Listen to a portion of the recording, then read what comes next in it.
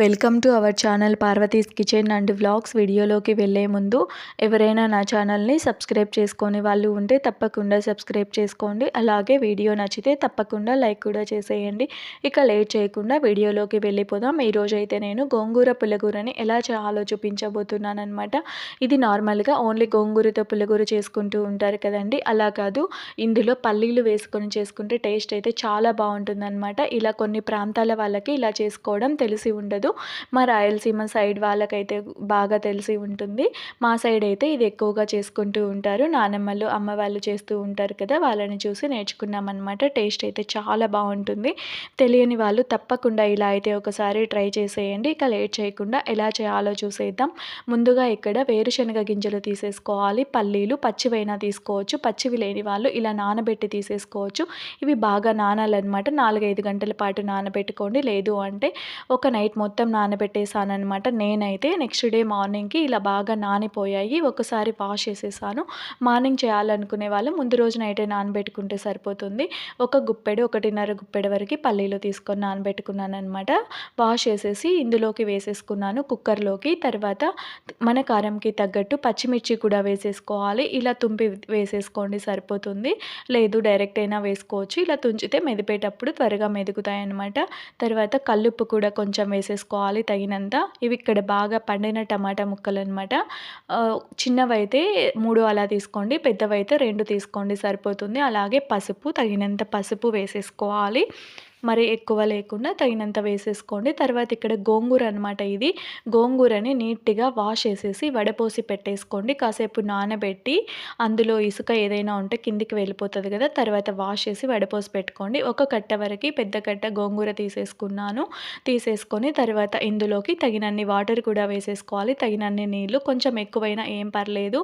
అవి రసంలా వాడేసుకోవచ్చు అనమాట. అందులో వచ్చే వాటర్ని చూసారు కదా. విజిల్ పెట్టేసి ఒక 4 విజిల్స్ వచ్చే వరకు స్టవ్ మీద పెట్టేశాను. 4 విజిల్స్ తర్వాత 4 విజిల్స్ వచ్చిన తర్వాత విజిల్ పోయిందనమాట. ఇక్కడ విజిల్ పోయిన తర్వాత మూత తీసేసుకొని ఇందులో వాటర్ ఉన్నాయి కదా, ఇవి కొంచెం ఎక్కువ ఉన్నాయన్నమాట. ఇక్కడ పక్కకు తీసేసాను.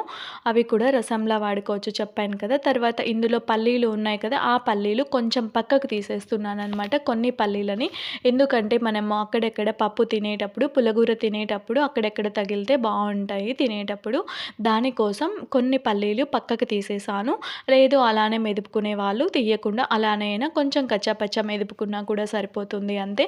నేనైతే అలా ఇష్టం అనమాట. దానికోసం ఇలా కొన్ని పల్లీలు పక్కకు తీసేసాను. తర్వాత మెదుపుకుంటున్నాను. ఇక్కడ ఇలా మెదుపుకోండి. మరీ మెత్తగా మెదపకుండా కొంచెం కచ్చాపచ్చా మెదుపుకోండి సరిపోతుంది. మీరు పులుపు తక్కువ అనుకునే వాళ్ళు కావాలి అనుకుంటే కొంచెం చిన్న ముక్క చింతపండు కూడా వేసేసుకోవచ్చు. ఒక చిన్న నిమ్మకాయ సైజ్ అంతా, ఇంకా కొంచెం తక్కువైనా పర్లేదు, కొంచెం చింతపండు అయినా యాడ్ చేసేసుకోండి సరిపోతుంది. లేదు అంటే ఈ గోంగూర పులుపే సరిపోతుందనమాట. చూసారు కదా, ఇలా మెదుపుకున్నాను. కొంచెం కచ్చాపచ్చా మెదిపేసుకున్నాను అంతే నేను ఇక్కడ.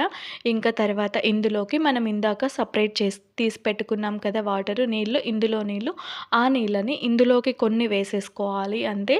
మరి ఎక్కువ వేయకుండా, మరి మీకు ఎంత లూజ్గా కావాలనుకుంటే అంత లూజ్గా వేసుకోవచ్చులేండి. మరి ఎక్కువైతే మరీ పలుచగా అయిపోతుంది కదా, దానికోసం కరెక్ట్గా ఉండేలా వేసుకుంటే సరిపోతుంది. ఆ వాటర్ని కొంచెం వేసేసాను. మిగతా వాటర్ అన్నీ రసంకి సపరేట్ అలానే ఉంచేసాను, వేస్ట్ చేయకుండా. తర్వాత ఇందాక సపరేట్గా చేసి పెట్టుకున్నాం కదా పల్లీలు, ఆ పల్లీలను కూడా ఇందులోకి వేసేసి కలిపి పక్కకు పెట్టేసుకోండి. ఇంకా తర్వాత మీకు వాటర్ ఎన్ని మిగిలాయో చేస్తాను చూసేయండి. ఉడికించుకున్న తర్వాత ఈ వాటర్ అన్ని పక్కకు తీసాను కదా, అందులో కొన్ని వేసి ఇవి మిగిలినవన్నమాట. ఇవి రసంలో వాడుకోవచ్చు. ఇంకా పోపు పెట్టేసుకుందాం ఆ రెండింటికి. పోపు కోసం స్టవ్ వెలిగించి కడాయి పెట్టి ఆయిల్ వేసాను. అందులో హీట్ అయ్యాక ఆవాలు, జీలకర్ర, అలాగే ఎండుమిరపకాయలు ఒక 2-3 గిల్లి వేసేసుకోండి. తర్వాత అవి వేగిన తర్వాత ఇందులోకి ఉల్లిపాయ ముక్కలు కూడా వేసేసుకోవాలి. పెద్దవి 2 వేసేసుకోండి సరిపోతుంది. కొంచెం ఎక్కువే వేసుకోండి ఉల్లిపాయ, ఎందుకంటే రసంలోకి పక్కకు వాటర్ తీసాం కదా, ఆ రసంలోకి కావాలి, అలాగే ఆ గోంగూరలోకి కావాలి కాబట్టి. అలాగే వెల్లుల్లి అనమాట. ఇక్కడ వెల్లుల్లి ఒక 6-7 వరకు వెల్లుల్లిని మెదిపి వేసేసుకోవాలి. తర్వాత కరివేపాకును కూడా నీట్గా వాష్ చేసేసి కొంచెం వేసేసుకోండి. ఇంకా ఈ పోపు మొత్తం వేగిపోవాలన్నమాట. చూసారు కదా, ఈ పోపుని వేగనివ్వండి. ఇది వేగిపోయిన తర్వాత ఇందులోకి కొత్తిమీరను కూడా వేసేసుకోవాలి. కొత్తిమీరని కొంచెం తీసేసుకొని వాష్ చేసేసి ఇలా కట్ చేసేసుకొని వేసేసుకోండి.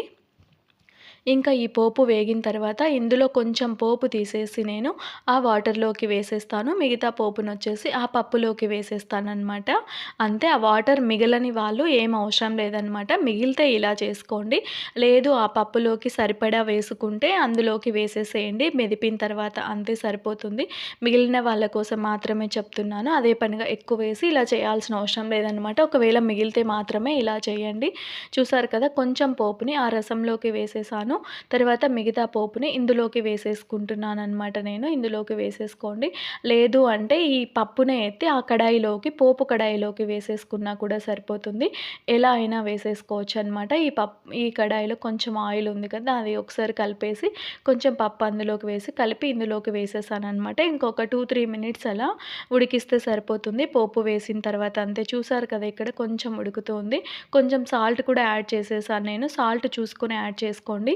సాల్ట్ మరీ ఎక్కువైతే ఎందులో అయినా ఎక్కువ ఉంటే తినలేం కదండీ! సాల్ట్ మాత్రం కరెక్ట్‌గా ఉండేలా చూసుకోవాలి. చూసారు కదా! ఇంకా పప్పు రెడీ అయిపోయింది. అలాగే ఇందాక రసం ఆ వాటర్ పక్కకు తీసాను కదా! ఆ పోపు ఇందులోకి వేసాను కదా ఇందాక ఆ వాటర్ అనమాట. ఇవి 2 టేస్ట్ అయితే చాలా బావుంటాయి. తప్పకుండా ట్రై చేసేయండి. చూసారు కదా! ఈ గోంగూర పుల్లగూరని ఎలా చేయాలో మీరు కూడా తప్పకుండా ట్రై చేసేయండి. Thank you for watching.